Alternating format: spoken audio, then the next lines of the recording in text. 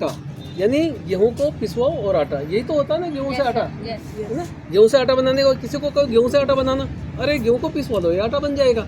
यानी ये wrong side, ये रॉन्ग साइड है, ये सेफ साइड है। आरसीएम सेफ साइड से आटा बनाता है, ये हमारी एक तरह से रॉन्ग साइड है। सेफ साइड का मतलब आप देख लीजिए, गेहूं में दो प्रकार की इम्प्योरिटी होती है, ऑर्गेनिक इम्प्योरिटी और नॉन ऑर्गेनिक। ऑर्गेनिक इम्प्योरिटी में गेहूं के पौधे के जो टुकड़े वगैरह हो जाते हैं, गेहूं के बाली के टुकड़े होते हैं, कच्चे गेहूं हो जाते हैं और टूटे हुए गेहूं हो जाते हैं, और इस प्रकार का जो भी कचरा वगैरह होता है वो ऑर्गेनिक में आ जाता है। ऑर्गेनिक इम्प्योरिटी को अलग से कर लिया जाता है। अब आता है नॉन ऑर्गेनिक इम्प्योरिटी, जिसमें कंकर पत्थर वगैरह जो खेतों में पौधे के साथ में गेहूं को ढेर करते वक्त, नीचे डालते वक्त जो भी कंकर पत्थर आ जाते हैं, वो इस प्रकार का नॉन ऑर्गेनिक इम्प्योरिटी ये भी निकाल ली जाती है। इस प्रोसेस में एक जो मडबोल होती है वो नहीं निकल पाती है। मडबोल यानी खेत से पौधे के साथ में आई हुई मिट्टी की डली, मिट्टी की डली होती है ना, जो पौधे के साथ में आ जाती है, पौधे के साथ में आ जाती है, वो इस प्रोसेस से नहीं निकलती। इसने नहीं निकलने का कारण क्या होता है, उस मडबोल की जो डेंसिटी होती है वो गेहूं के बराबर होती है। जब सेम डेंसिटी की कोई भी चीज़ होती है तो मशीन उसको एक्सेप्ट कर लेती है। मशीन को ये मालूम नहीं कि गेहूं मेरे को गेहूं लेना या मडबोल लेना, उससे कोई मतलब नहीं, वो डेंसिटी पे चलती है मशीन। मशीन डेंसिटी पे चलेगी तो उसको मालूम है कि ये सेम डेंसिटी की है, तो वो गेहूं समझ के उसको एक्सेप्ट कर लेगी, उसको रिमूव नहीं करती है। अब उसको उस गेहूं से हटाने के लिए हमें मडबोल का स्ट्रक्चर चेंज करना पड़ता है, क्योंकि मडबोल बिल्कुल सॉफ्ट होती है। तो हम गेहूं को रब करते हैं, रब करने के बाद मडबोल का पाउडर बना लेते हैं और उसको शग मशीन से इसको पाउडर को अलग कर लेते हैं। आपका गेहूं पूरी तरह से साफ हो गया। लेकिन गेहूं में एक डीप लाइन होती है, एक गहरी लाइन होती है। उस गहरी लाइन में क्या होता है, ये मडबोल की जो डस्ट होती है वो यहाँ से आके इसमें अटक जाती है, ये साफ नहीं होती। उस डीप लाइन में जब अटक जाती है तो साफ नहीं हो जाती है। तो इसके लिए हम गेहूं को एक नीडल मशीन में डालते हैं। नीडल मशीन में गेहूं रोटेट होता है। जब भी रोटेट गेहूं होगा तो नीडल क्या करेगी, जैसे उसके कांटेक्ट में आया नीडल इसको यहाँ से स्क्रैच करके यहाँ से इसको बाहर निकाले। ये पाउडर है वो नीडल से निकाला हुआ है। इन दोनों में जो कलर में फ़र्क है यही है, ये मडबोल का कलर है, मडबोल की डस्ट का, और ये मडबोल की डस्ट जो गेहूं से निकाली हुई है, स्क्रैच की हुई है, इसलिए इसका कलर हल्का सा गेहूं का आ गया। आपका गेहूं पूरी तरह से साफ हो गया, कोई कचरा नहीं रहा। लेकिन गेहूं आपका स्टॉक कहाँ था, मंडियों में, वेयर हाउस में, गोडाउन में, व्यापारी के घर पे, किसान के घर पे, वहीं पे तो कहीं लोकर में थोड़ी बंद था क्या आपका गेहूं, है ना।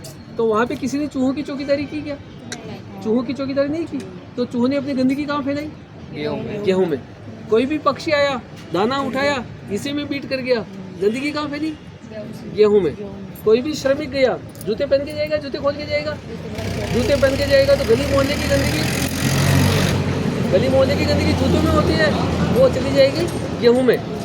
रात को जब चौकीदार सो जाते हैं, बड़े बड़े ढेर होते हैं मंडियों में, उस पर रात को जब चौकीदार सो जाते हैं तो कुत्ते बिल्ली घूमते हैं उसी ढेर पे, अपनी गंदगी कहाँ फैलाएंगे, उस पे। किसी ने गुटखा खा रखा, वहीं पे स्प्रिट कर दिया, आपका गेहूं दूषित हो गया, आपका गेहूं दूषित हो गया। ये कटु सत्य है, आपको मानना पड़ेगा, ठीक है ना।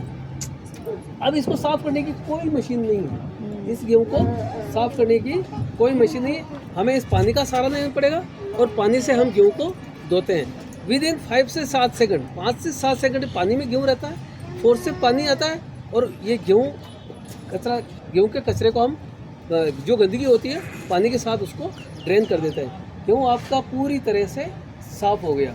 अब जो पानी ले गए हुए गेहूं को हम 10 घंटे तक उसको स्टोर कर देते हैं। अब क्वेश्चन आता है कि 10 घंटे तक उसको स्टोर क्यों कर रहे हैं।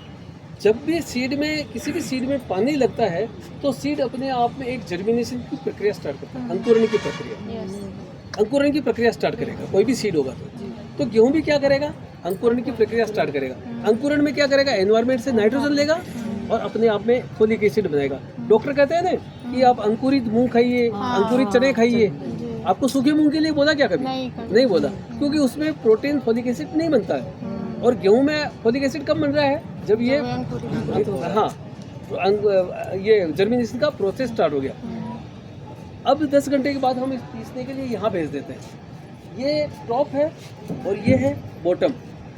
टॉप फिक्स रहता है और बॉटम रोटेट होता है। ये टॉप में बीच में आपको होल नज़र आ रहा है, यहाँ से गेहूं और एयर इन होती है, और यहाँ से आटा और एयर एग्जिट होती है। जब कंप्लीट एयर इन आएगी और कंप्लीट एयर एग्जिट होगी तो आपका कोल्ड प्रोसेस स्टार्ट हो गया, यानी आपका आटा गर्म नहीं होगा, बिल्कुल नॉर्मल रूम टेम्परेचर पे आपका आटा निकलेगा। आपके आटे में किसी भी प्रकार का कोई न्यूट्रिशन लॉस नहीं हुआ, आपका न्यूट्रिशन एज इट इज आपका आटे में है। यहाँ तक कोई आपको कंफ्यूजन है? नहीं। आपका आटा बन गया पूरा, कोई कंफ्यूजन तो नहीं है, कोई गलती तो नहीं की? गलती की क्या आपने? गलती कर दी आपने गलती क्या की? ये देखिए, आप स्टोन देखिए, इसमें छोटे छोटे खड्डे हैं, छोटे छोटे खड्डे हैं, यानी ये दोनों जब स्टोन आपस में रबिंग हुई तो ये घिसे हैं, इनमें घिसावट आई, तो इनकी घिसावट में पाउडर बना होगा। वो पाउडर कहाँ है? आटे में। आटे में चला गया क्या? इसकी घिसावट का पाउडर कहाँ गया? मैडम बताइए। आटे में। आटे में। तो इतना आपने साफ किया और आटे में क्या डाला आपने? निकालो, निकालो, नहीं निकलता। वापस आप स्टोन पे आ जाइए, वापस आप स्टोन पे जाइए। ये जो आपको स्टोन नजर आ रहा है, ये एक तरह से आयरन कोटेड सैंड है, पत्थर नहीं है। सैंड कौन सी है? Iron coated. जिस सैंड में आयरन की मात्रा है, उसी सैंड को सेलेक्ट करते हैं और उसी सैंड को कंप्रेस करके ये शेप देके इस प्रकार का ये पत्थर बनाया जाता है। क्योंकि सैंड में यदि आयरन की मात्रा है तो उसके पाउडर में भी तो आयरन की मात्रा होगी, और उस पाउडर में यदि आयरन की मात्रा है तो उसको मैग्नेट क्या करेगा? डिटेक्ट करके अपने पास खींच सकता है। बिल्कुल राइट है ना? तो यहाँ से जो आटा निकलता है, हम उसको मैग्नेटिक सिस्टम में भेजते हैं। मैग्नेटिक सिस्टम से भेजते हैं तो आटा क्या हुआ? घूमता हुआ जाता है हवा से, उसके एक एक पार्टिकल बिल्कुल अलग होते हैं, और जैसे ही वो मैग्नेट के पास जाएगा तो इसकी डस्ट को क्या करेगा? मैग्नेट खींच के अपने पास रख लेगा, और जिस आटे में इसकी डस्ट नहीं है उस आटे को फ्री करके पैकिंग के लिए भेज देगा। तो अब ये मैं आपको डेमो बता रहा हूँ। ये मैग्नेट क्या होता है? इस प्रकार से बड़ा मैग्नेट होता है, ये मैंने आपको बताया, पाइप के अंदर होता है। तो यहाँ से जब आटा घूमता हुआ जाएगा तो मैग्नेट के पास से निकलेगा। तो आटा है तो मैग्नेट इसको कुछ भी नहीं कहेगा, लेकिन जैसे ही इसकी डस्ट आई, मैग्नेट क्या करेगा? इसको तो यही रह जा, तू यही रह जा, तू आगे नहीं जाएगा, तो मैग्नेट इसको रोक लेगा। तो ये वाला जो आटा है, इसने मैग्नेट को छोड़ दिया, मैग्नेट ने इसको छोड़ दिया। इसमें देख लेते हैं मैग्नेट ने क्यों छोड़ा, देख लेते हैं अपन भी। ये देखिए, हमने इसको मैग्नेट को घुमाया, कुछ भी नहीं है। इस आटे को मैग्नेट ने पकड़ लिया, ये मैग्नेट से निकला हुआ आटा है।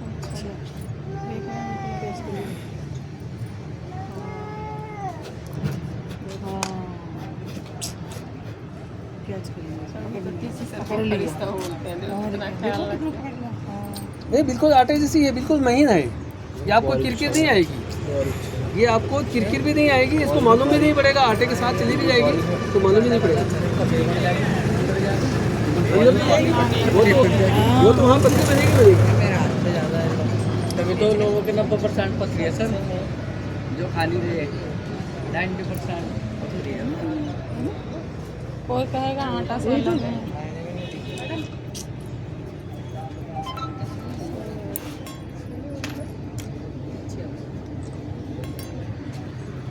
बिल्कुल चिपक गया यार। ये बिल्कुल सॉफ्ट, बिल्कुल ये आटे जैसी ही है। यदि आटे में मिल जाए तो ध्यान नहीं पड़ेगा। ये कैसे संभव हुआ? इस मैग्नेट से। मैग्नेट से संभव कैसे हुआ कि ये चीज आयरन कोटेड है। यदि ये सिंपल पत्थर होता, यदि ये पत्थर सिंपल होता तो मैग्नेट कुछ भी काम नहीं करता। क्योंकि मैग्नेट कब काम करेगा? जैसे इसमें आयरन होगा तभी काम करेगा। तो चूंकि हमने, इसीलिए मैंने आपको बताया कि ये जो सैंड है वो हम आयरन कोटेड वाली ही सेलेक्ट करते हैं, और उसको सेलेक्ट करने के बाद उसको कंप्रेस किया जाता है, कंप्रेस करके ये शेप दे दिया जाता है। इस शेप में पत्थर काम करता है। अब वो आयरन कोटेड सैंड जब घिसती है तो ये इसको मैग्नेट इसको पकड़ के वापस कितना खींच लाइफ के होता बाहर है कर- इसका? हाँ जी, कितना लाइफ होता है, कितना लंबा चल जाता है ये इस पर डिपेंड करता है कि आप कितना इसको पीसा। 2 महीने 3 महीने में खत्म हो जाता है। अच्छा, 1.5 से 2 महीने में खत्म हो जाता है। 1.5 से 2 महीने में इतना बड़ा 2 टन, ये करीबन 500-700 किलो का होता है। 500-700 किलो डस्ट चली जाती है, तो मैग्नेट इसको बराबर पकड़ के रोज निकालती है। मैग्नेट को रोज साफ करना पड़ता है, रोज मैग्नेट पे निकलता है। जितना ये घिसेगा उतना ही मैग्नेट के पास मिलेगा। जितना ये इसका घिसावट होगी, वो ये घिसावट सीधी मैग्नेट इकट्ठे करेगा। एक दिन में कितने क्विंटल आटा पीस जाते हैं? एक दिन में 80 टन आटा पीसा जाता है। 80 टन। 100 क्विंटल का एक टन होता है। 10 टन का एक टन। 10 800 quintal quintal. 10 क्विंटल का एक टन 800 क्विंटल होगा। 800 1000 किलो का एक टन। हाँ 1000 किलो का वही 10 क्विंटल का होगा। 10 काली बाजार सच में बहुत। अब ना लोग कहते हैं RCM का आटा बहुत महंगा है, आप बताइए।